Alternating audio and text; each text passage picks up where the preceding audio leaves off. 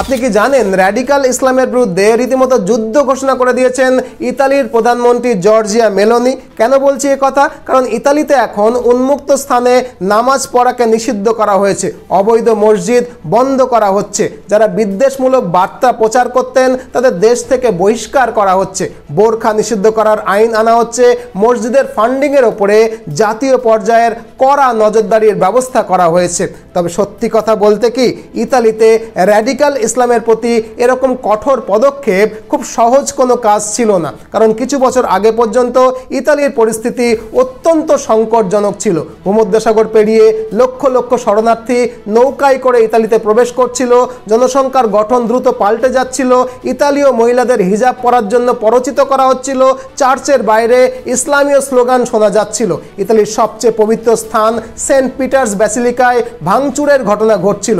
ইতালিকে যখন সম্পূর্ণরূপে ইসলামীকরণ করার পরিকল্পনা চলছিল তখন মিডিয়া চোখ বন্ধ করে সেকুলারিজমের বুলি আওড়াচ্ছিল।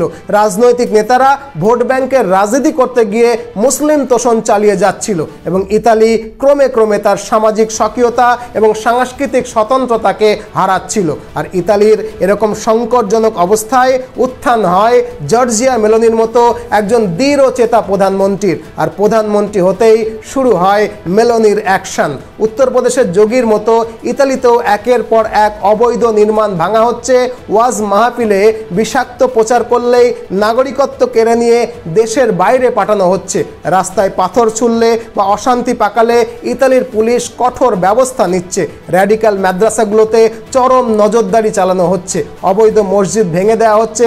ইতালিতে বোরকা বা হিজাব পরা নিষিদ্ধ করা হচ্ছে। আর অবৈধ অনুপ্রবেশ রুখতে ইতালির সীমান্তে শুট অ্যাট সাইট অর্ডার পর্যন্ত জারি করে দেওয়া হয়েছে। আর এভাবেই র্যাডিক্যাল ইসলামের আগ্রাসন থেকে ইতালিকে পুনরুদ্ধার করার কাজে আত্মনিয়োগ করেছেন ইতালির নতুন প্রধানমন্ত্রী জর্জিয়া মেলোনি। এটা এমন এক পুনরুদ্ধার যা শুধু ইতালি নয়, পুরো ইউরোপকে র্যাডিক্যাল ইসলামের বিরুদ্ধে রুখে দাঁড়ানোর সাহস যোগাচ্ছে। গোটা ইউরোপ যখন র্যাডিক্যাল ইসলামের আগ্রাসনে প্রায় হারিয়ে যেতে বসেছিল তখন মেলোনি এই অসম্ভবকে সম্ভব করছে।